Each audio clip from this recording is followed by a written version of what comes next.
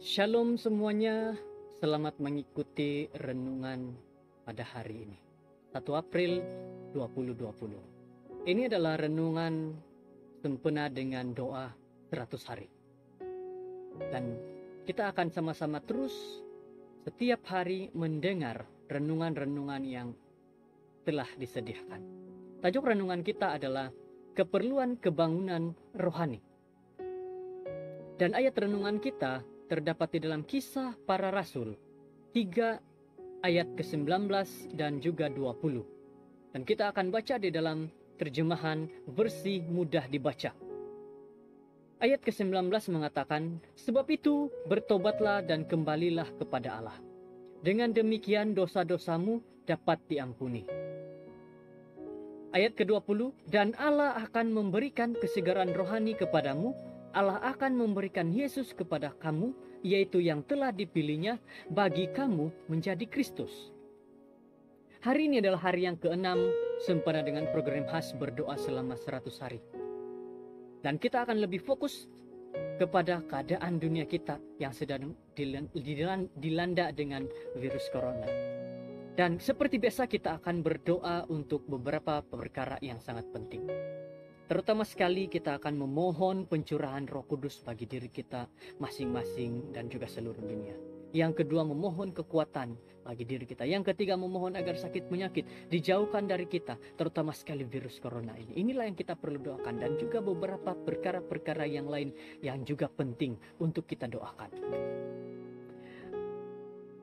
Di dalam renungan kita, bagi saudara-saudara semua, apa keperluan besar bagi jemaat ataupun umat Tuhan, dan bagaimana untuk dipenuhi keperluan itu? Menurut saudara semua, apa keperluan bagi jemaat dan juga umat Tuhan?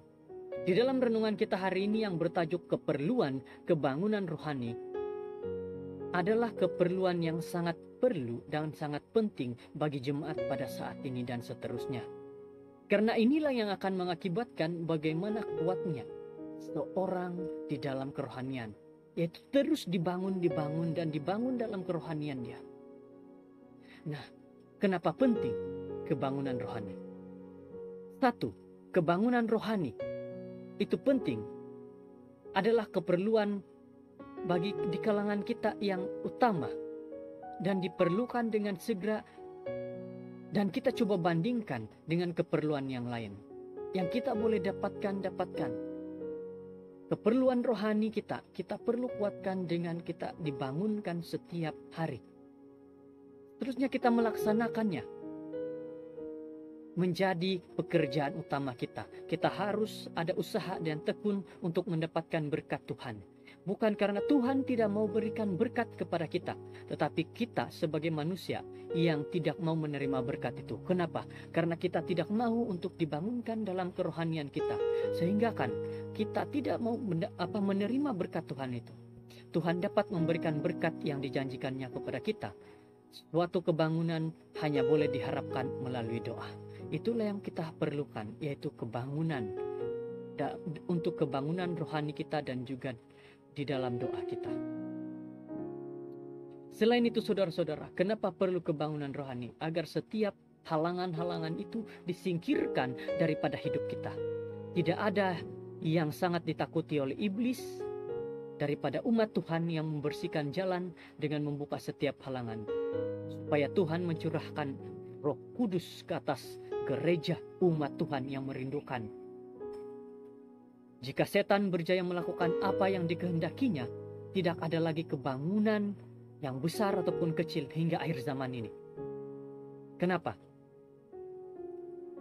Jikalau setan berjaya untuk menaklukkan hati, jiwa, pikiran seorang manusia, maka dia tidak lagi ingin melihat kepada Yesus. Yang dia ingat adalah kejahatan, dan kejahatan. Tetapi kita bukannya pengikut terhadap muslihat setan. Kita harus melawan kuasa setan dengan kuasa Tuhan. Setan tidak dapat menghalang curahan Roh Kudus berkat ke atas umat-umatnya. Manusia jahat dan iblis yang jahat tidak dapat menghalangi pekerjaan Tuhan. ataupun menutupi kehadiran Tuhan dalam pertemuan ibadah umatnya kalau mereka dengan berserah, kalau mereka mengakui dan membuang dosa-dosa mereka. Itulah sebab kenapa penting pembangunan rohani kepada kita. Jadi saudara-saudara, ingat betapa pentingnya kita membangunkan kerohanian kita setiap hari, setiap waktu, setiap saat, setiap jam. Kita harus melakukan kebangunan rohani. Dengan apa? Kita baca firman Tuhan Alkitab. Kita berdoa. Kita merenungkan setiap kata-kata daripada firman Tuhan. Selain itu saudara-saudara, kenapa perlu kebangunan rohani? Karena itu dapat menjawab setiap doa hanya kepada mereka yang menunggu Tuhan dengan rendah hati. Mereka yang mencari bimbingan dan kasih karunia-Nya akan diberikan roh. Kuasa Tuhan sedang menunggu tuntutan dan penyambutan umat Tuhan. Kuasa Tuhan sedang menunggu kita dengan penyambutan sebagai umat Tuhan. Berkat yang dijanjikannya ini yang dituntun melalui iman membawa semua berkat lain di dalamnya. Ingat saudara-saudara bahwa berkat yang dijanjikan adalah dituntut melalui iman kita. Hasilnya kebangunan rohani.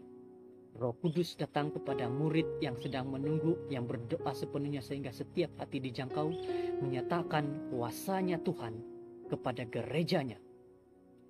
Segenap langit sujud melihat dan memuji hikmat yang tiada bandingnya, kasih yang tidak dapat dimengertikan, dan apa yang menyusul. Ribuan umat yang ditobatkan dalam sehari. Saudara-saudara, betapa indahnya jika ribuan umat-umat manusia bertobat setiap hari. Bukan sahaja kita sebagai manusia yang akan bergembira, tetapi surga, tetapi Tuhan juga bergembira karena ciptaannya bertobat dan kembali kepada Dia. Sebagai kesimpulan kepada kita pada renungan kita hari ini, marilah kita lakukan kebangunan dalam kerohanian kita secara pribadi, keluarga, bersama umat Tuhan. Inilah perkara yang kita harus sama-sama dengarkan di dalam renungan itu. Kebangunan rohani adalah sangat penting. Mengakulah dalam kerendahan hati dan bertobatlah dan rela meninggalkan dosa-dosa yang sudah kita lakukan. Doa yang tekun membawa kepada kebangunan, perubahan, pertumbuhan semula rohani, pembaharuan, dan setan tidak mempunyai kuasa menghentikan kuasa Tuhan di dalam kehidupan kita. Kebangunan rohani adalah menguatkan iman percaya kita kepada Yesus sebagai juru selamat dan menjauhkan kita daripada gangguan iblis. Terima kasih saudara-saudara, karena saudara-saudara sudah bersama-sama dalam renungan ini. Ingat kembali betapa pentingnya kebangunan rohani di dalam kehidupan kita masing-masing. Inilah renungan pendek kita pada hari ini.